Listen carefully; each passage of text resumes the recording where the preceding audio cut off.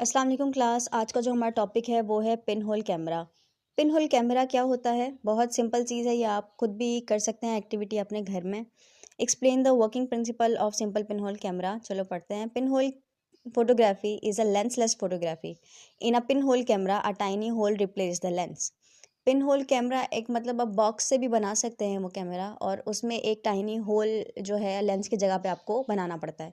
जैसे कि ये हमें इमेज दिखा रहे हैं, ये समझे कि एक बॉक्स है और इसमें हमने एक होल बनाया है, ठीक है। इसमें कहीं और से लाइट पास नहीं हो रही, और इसमें जो हमें ये इमेज दिख रही है ये उल्टी अपसाइड डाउन नज़र आ रही है, ठीक है। ये क्यों होता है ये आगे हम पढ़ते हैं।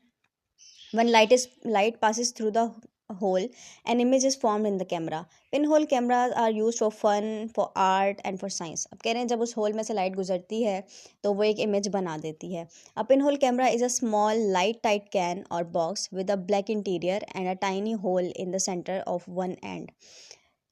It is a simple image forming device. It is a light proof box with the pinhole on one end and a piece of wax paper on the opposite side wall. When you look through the pinhole camera, the hole let in just few light rays from each part of the scene. ठीक है। अब बताएं ये box कैसे बन रहा है। आपको लगता है कि ये जैसे बॉक्स बना हुआ है सामने जैसे ये बना हुआ है सामने बॉक्स, ठीक है। अब आपने क्या करना है कि ऐसा एक बॉक्स बनाना है, सही है। उसमें यहाँ पे एक होल कर देना है, ठीक है। अब क्या बोल रहे हैं कि वैक्स पेपर लगा दें उस पर। भले आप एक दूसरा बॉक्स लें, उस पर एक वैक्स पेपर मतलब हल्का बॉक्स का अगर वो होगा बॉक्स ही होगा तो उस पर आपको इमेज नज़र कैसे आएगी, ठीक है। तो एक हल्का पेपर लगाना है, सेम साइज़ का बॉक्स जिससे लाइट ना जाए, यूँ करके आपको रिप्लेस कर देना है, ठीक है। और यहाँ पे आपको पेपर लगाना है सॉफ्ट वाला कोई। तो जब इस होल से पास करेगी लाइट, आई होप नज़र आ रहा होगा आपको, यहाँ बनाती हूँ मैं, ठीक है। यहाँ पे होल बना देंगे हम इसमें, और यहाँ पे एक दूसरा ऐसे ही बॉक्स लगाएंगे, ठीक है। और यहाँ पे हम वो बटर पेपर या वैक्स पेपर लगा देंगे हल्का सा, बट इनको थोड़ा टाइट रखना है ताकि लाइट पास ना हो। और इस होल में से जो आपको लाइट पास होगी और आप यहाँ से देखोगे तो आपको यहाँ से जो इमेज इस पेपर पे नज़र आएगी वो आपको अपसाइड डाउन इमेज नज़र आएगी, ठीक है। इसकी जो है वीडियो छोटी छोटी सी क्लिप्स और शॉर्ट्स भी बने हुए हैं जो आपको यूट्यूब पे मिल जाएंगे। आप लिख के टाइप करें पिन होल कैमरा एक्सपेरिमेंट, तो विद इन 5 to 6 सेकंड का काम है, वो आपको समझ भी आ जाएगा और अच्छे से पता भी चल जाएगा कि क्या है। सिंपल सी चीज़ है, इसमें कोई रॉकेट साइंस नहीं है। वर्किंग प्रिंसिपल मैं आपको दिखा देती बट कॉपीराइट इशूज़ आ जाएंगे यहाँ पे। The pin hole camera work because light travels in a straight line. अब पिन होल कैमरा कैसे काम करता है, अपसाइड डाउन क्यों दिखाता है? क्योंकि जो हमारी लाइट है वो ट्रैवल करती है स्ट्रेट लाइन में। देखें यहाँ से गई सीधा, एक मिनट में कलर चेंज कर लूँ इसका।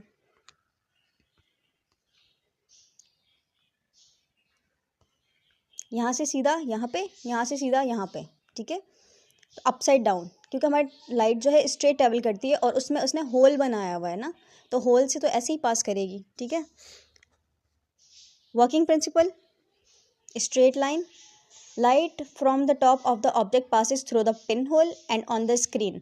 ये सेम चीज़ बता रहे हैं जो मैंने अभी आपको समझा दी कि अपसाइड डाउन कैसे उल्टी नज़र आती है। Light from the bottom of the object also passes through the pin hole and on the screen to form an image. The rays keep going and straight line and hit the butter paper screen. जैसे मैंने आपको बताया वो screen आप हल्के paper की लगाएंगे ताकि आपको नज़र आए। Making an upside down and small image of the scene. एक छोटी इमेज और अपसाइड डाउन इमेज बना देते हैं। क्यों? क्योंकि लाइट सिर्फ होल से पास हो रही होती है, और होल से जब टकरा के लाइट पास होती है तो जो ऊपर से आ रही होगी वो नीचे जाएगी, जो नीचे से आ रही होगी वो ऊपर जाएगी, क्योंकि वो light stable in straight line. Simple. तो you know a digital camera is a camera that encoded digital images. आजकल जो है लेंस वाले कैमराज डिजिटल कैमरा आ गए जिसमें इमेजेस सेव भी होती हैं, and videos digital store them for late reproduction. Most cameras sold today are digital, and digital cameras are incorporated into many devices ranging mobile phone and vehicles. Digital camera का बता रहे हैं जो आजकल इस्तेमाल होता है, कह रहे हैं बहुत से डिवाइसेस में मिल जाएगा, जैसे कि हमारे मोबाइल फ़ोन में डिजिटल कैमरा है, कैमराज में, ड्रोन्स में, बहुत सारी लैपटॉप्स में, इन सारी चीज़ों में। लैपटॉप में मतलब वो जो हम वीडियो कॉल्स वगैरह करते हैं उनमें लगाना पड़ता है, तो वो कैमराज होते हैं। समरी पूरे टॉपिक की समरी बहुत आसान है इस टॉपिक की, और मेरे ख्याल से मैंने आपको फुल मून, हाफ मून, ये मैंने सही से कॉन्सेप्ट नहीं समझाया था, तो मैं समरी के साथ वो सारा कॉन्सेप्ट भी आज क्लियर करवाऊंगी जो लास्ट वीडियो में जो है हमने उसकी रीडिंग करी थी, आज मैं आपको सही से वो क्लियर कर पाऊँगी, ठीक है। लाइट के बारे में हम पढ़े हैं, behaviour light travel in straight line, ये MCQs है मेन, ठीक है। लाइट स्ट्रेट लाइन में ट्रैवल करती है। दूसरा, form of energy, light is a form of energy, ठीक है। इमिट बाय ल्यूमिनस ऑब्जेक्ट्स, जो रोशनी वाली चीज़ें होती हैं लाइट उनसे जो है निकलती है, और कुछ चीज़ें जैसे कि चांद हो गया, और ये क्या करते हैं, ये सूरज से रोशनी लेते हैं, तो ये नॉन ल्यूमिनस कहलाते हैं, सही है।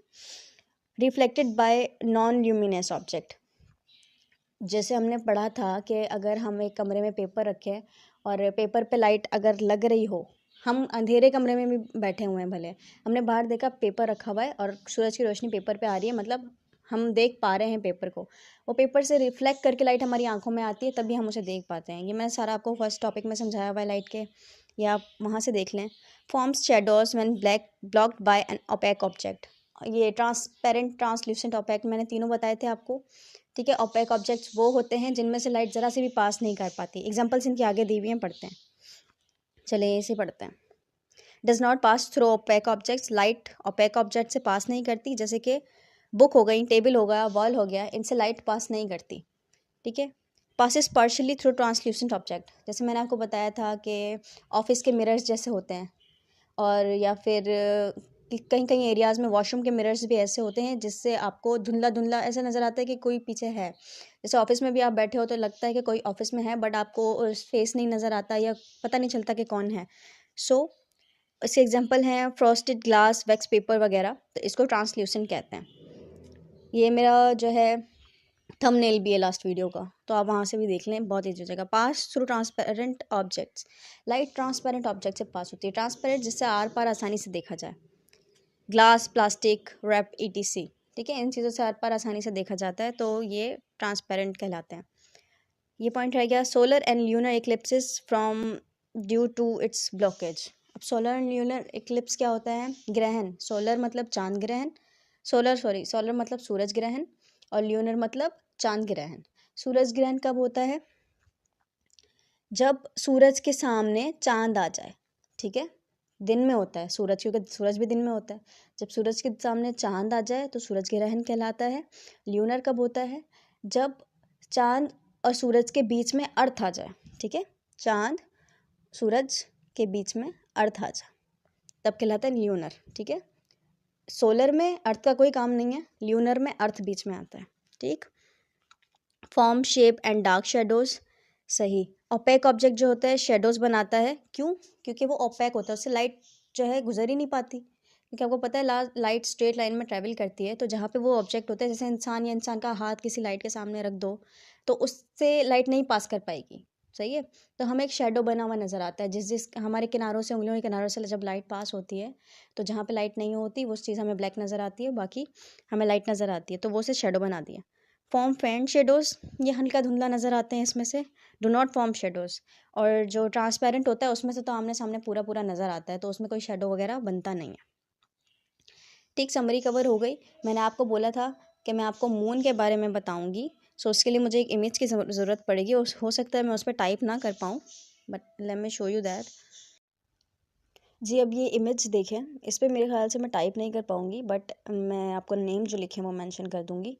देखें, जहाँ पे न्यू मून लिखा हुआ है, आपको पता है जो है सूरज के गिर्द दुनिया घूमती है और चांद दुनिया के गिर्द घूमता है, ठीक है। तो समझे आप, चांद और सूरज चांद और अर्थ दोनों रोटेशन में हैं, दोनों घूम रहे हैं, ठीक है। तो जो न्यू मून है ये तब आता है जब ये जो चांद है ये एकदम सूरज के सामने आया हुआ है, ठीक है। अब समझे कि न्यू मून के साइड पे सूरज है, सही। तो चांद देखें, ये ऑपोजिट, चलें ये उस तरफ आ गया, न्यू मून के साइड पे सूरज है, सही है, यहाँ से रेज आ रही हैं, but at the same time सूरज जो हम दुनिया से जहाँ से देख रहे हैं ना, वहाँ पे भी हमें जो है चांद और सूरज एकदम हमारी आंखों के सामने आ रहे हैं, तो लाइट पास नहीं कर पा रहे, मतलब कि हमें नज़र नहीं आ रही वो सूरज पे चांद पे पड़ती हुई लाइट, ठीक है। चांद ने पूरा हमारे उसके सामने आ गया है और जहाँ से हम देख रहे हैं हमें नहीं नज़र आ रहा, तो हमें वो न्यू मून नज़र नहीं आता, ठीक। थोड़ा बहुत नज़र आता है, बाकी नज़र नहीं आता। जब हम रोटेट करते हैं, चांद भी रोटेट करता है, थोड़ा इस तरफ जाता है जहाँ पे वैक्सिंग क्रिसेंट मून लिखा हुआ है, ठीक है। तो यहाँ पर थोड़ा इस तरफ जाता है, तो थोड़ी हमें जो है हम चाँद से और चाँद सन से इस डायरेक्शन में होते हैं कि हमें वो ऐसा नज़र आता है, इतनी उस पर लाइट पड़ती भी हमें नज़र आती है, ठीक है। बाकी अंधेरे में होता है, बाकी हमें नज़र नहीं आता।